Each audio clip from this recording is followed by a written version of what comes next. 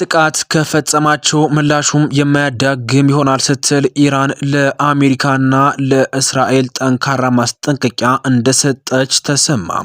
ኢራን ቀይ መስመሩን አትለፉም ብላለች። ይህ የማያዳግም እርምጃ የሚያስወስደው ጥፋት ምንድነው? ዝርዝር መረጃ አለ። እንዲሁም ደግሞ የአሜሪካና የእስራኤል አቋም እንዲሁም ደግሞ የዓለም አቀፉ ማህበረሰብ ስጋትና የኢኮኖሚ ቀውሱም በአሁኑ ሰዓት ላይ በምን አይነት መንገድ እየሄደ ነው? ከዚህ ጋር በተያያዘም ጥብቅ መረጃ በእጃችን ላይ ገብቷል።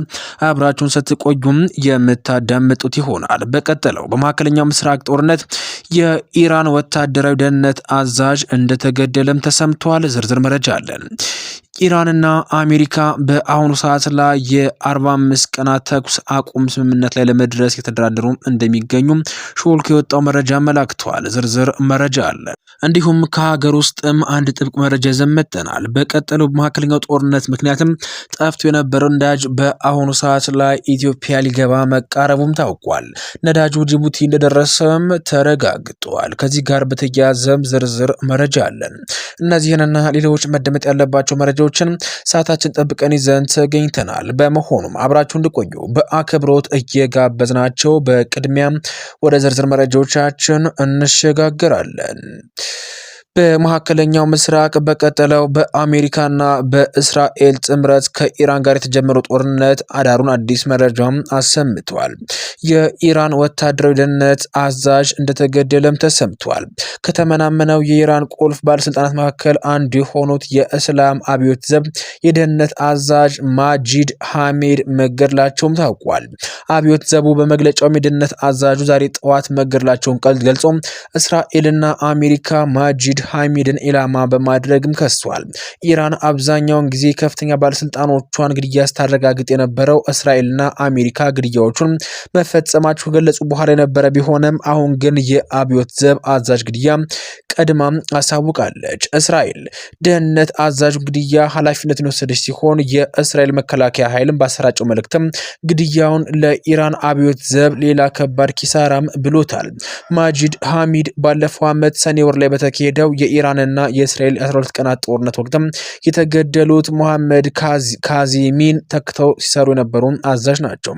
እስራኤል የኢራንን ቁልፍ ወታደራዊ ባለስልጣናት አሳዳ መግደሏን የቀጠለች ቢሆንም የቴህራን ያልተማከለ የአመራር ስርዓት ፈታኝ ሆኖባታል። በመካከለኛው ምስራቅ በቀጠለው ጦርነትም የእስራኤል ጦርም በአሁኑ ሰዓት ላይ በኢራን ዋናና ቁልፍ የሆኑ አመራሮች ላይም ጥቃት እየፈጸመ ይገኛል። እንዲሁም ደግሞ በቀጠለው በዚህ ጦርነት ጋር በተያያዘ አንድ ጥብቅ መረጃም በእጃችን ላይ ገብቷል።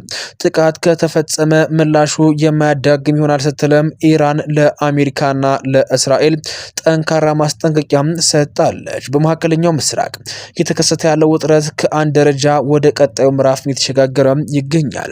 የአሜሪካው ፕሬዝዳንት ዶናልድ ትራምፕና የዋይት ሃውስ አስተዳደር በእስራኤል በኩልም በኢራን ነዳጅና የኃይል መሰረተ ልማቶች ላይ ጥቃት ሊሰነዘር እንደሚችል እያሳሰቡ መሆኑን ተከትሎም ከቴህራን በኩል እጅግ ጠንካራ የሆነ ምላሽ ተሰጥቷቸዋል። ዶናልድ ትራምፕ በጉዳዩ ላይ ጠንከር ያለ አቋም በመውሰድም እስራኤልና የኢራንን የኃይል ማዕከላት ማጥቃት እንዳለባትም በተደጋጋሚ መናገራቸውም የሚታወስ ነው። ይህ አቋም በእስራኤሉ ጠቅላይ ሚኒስትር ቤንያሚን ኔታንያሁ በኩል ድጋፍ ፍንጭ እያገኘ ይመስላል። ቀይ መስመሩንም አትለፉ ስትልም ይህንን ተከትሎ ኢራን ጥብቅ የሆነ ማስጠንቀቂያ ለአሜሪካና ለእስራኤልም ሰጥታለች። ኢራን በመሰረተ ልማቶች ላይ የሚሰነዘር ማንኛውም ጥቃት እንደ ቀጥተኛ የጦርነት አዋጅ እንደምትቆጥረው አስታውቃለች። የኢራን ባለስልጣናት ለዲፕሎማቶቹ በላኩት መልእክትም የማያዳግም ምላሽም ሰጥተዋል። በሰጡት በዚሁ የማያዳግም ምላሽም ማንኛውም በኃይል ወይም ደግሞ በነዳጅ ማውጫዎች ላይ የሚቃጣ ጥቃት በቁጥጥር ስር ሊውል የማይችልና እስራኤልን ዋጋ የሚያስከፍላት ሁሉንም አቀፍ ምላሽ ያስከትላልም ብለዋል። የኃይል አቅርቦት ስጋቱም አይሏል። ኢራን ጥቃት የሚፈጸምባት ከሆነ የዓለም ነዳጅ ገበያ ላይ ከፍተኛ ቀውስ ሊፈጠር እንደሚችልና የአካባቢው የባህር መስመሮችም ሰላም እንደማይኖራቸው ፍንጭ ሰጣለች። የአሜሪካና የእስራኤል የእስራኤል አቋም በአሁኑ ሰዓት ላይ ዓለምን ግራ እያጋባ ይገኛል። ዋይት ሀውስ ጥቃቱ በኢራን ኒውክሌር ጣቢያዎች ላይ እንዳይሆንም እሞክራለሁም ቢልም እስራኤል ግን ራሴን ለመከላከል የራሴን ምርጫ አድርጋለሁ በሚል አቋም ላይ ትገኛለች። ዶናልድ ትራምፕ ጠንካራ አቋም የእስራኤል ጥቃት ዝግጅት የዓለም አቀፍ ነዳጅ ዋጋ በአንድ ቀን ውስጥም የ5% ጭማሪ እንዲያሳይ አድርጓል። የዓለም አቀፍ ማህበረሰብ ከዚህ ጋር በተያያዘ ከባድ ስጋት ውስጥ ላይ ገብቶ ይገኛል። የተባበሩት መንግስታትና የአውሮፓ ህብረት መሪዎችም ከፍተኛ ትዕግስት እንዲደረግ ጥሪ እያቀረቡ ይገኛሉ። የክልላዊ ጦርነትም እየተስፋፋ አድማሱን እያሰፋ ሌላ ግጭት እንዳይፈጥርም እያሰጋ ይገኛል። ግጭቱ በሊባኖስም በሄዝቦላና በየመን ሁቲዎች በኩልም አልፎ ቀጥተኛ የኢራንና እስራኤልን ጦርነት ውስጥ እጃቸውን አስገብተውም እየተዋጉም ይገኛሉ።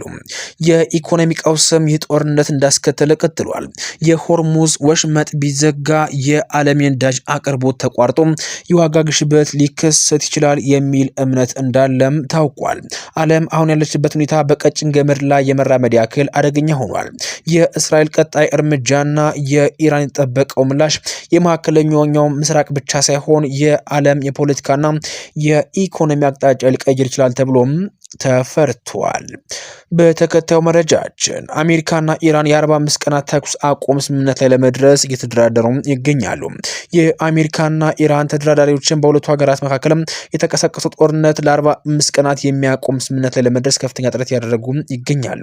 በዚሁ ድርድር ላይም የአሜሪካ ምክትል ፕሬዚዳንት ጄዲ ቫንስ እና የኢራን ውጭ ጉዳይ ሚኒስትር አባስ አራግቺ እና የፓኪስታን ጦር አዛዥ ፊልድ ማርሻል አሲም ሙኒር የተሳተፉ ሲሆንም ዓላማውም ጊዜ ተኩስ አቁም ከማድረግ ባለፈ ጦርነቱን በዘላቂነት መቋጨት ነው ተብሏል። ውይይቱ በተለይም አሜሪካ በሲቪል የኃይል መሰረተ ልማቶች ላይ ጥቃት እንዳትሰነዝር፣ በሌላ በኩል ደግሞ ኢራን በገልፍ ባህረ ሰላጤ ነዳጅና የውሃ ማጣሪያዎች ላይ ልትወስድ ያሰበቻቸውን አጸፋዊ እርምጃዎችም እንድታቆም ለማድረግ ያለመ ነውም ተብሏል። ይሁን እንጂ ድርድሩ ፕሬዚዳንት ዶናልድ ትራምፕ ኢራን የሆርሙዝ ወሽመጥን እንድትከፍት ያስቀመጡትን የጊዜ ገደብ ዛሬ ምሽት በሚያበቃበት አስቸኳይ ሰዓት ላይ የሚካሄድ በመሆኑ ውጤቱ በጉጉት የጠበቀ ይገኛል። ፕሬዚዳንት ትራምፕ በአክሲስ በሰጠው መግለጫ ለተኩስ አቁም ስምምነት የተሻለ እድል እንዳለ ጠቁመው፣ ሆኖም ግን ኢራን የቀረበላትን የሰላም አማራጭ የማትቀበል ከሆነ ግን ሀገሪቱም ትፈራርሳለች ሲሉ ጠንከር ያለ ማስጠንቀቂያ አስተላልፈዋል። ይህ በሁለቱ ኃይላት መካከል ያለው ውጥረትም ወደ ሰላም አሊያም ደግሞ ወደ ከፋ ጦርነት ሊያመራ የሚችልበት ወሳኝ ምዕራፍ ላይ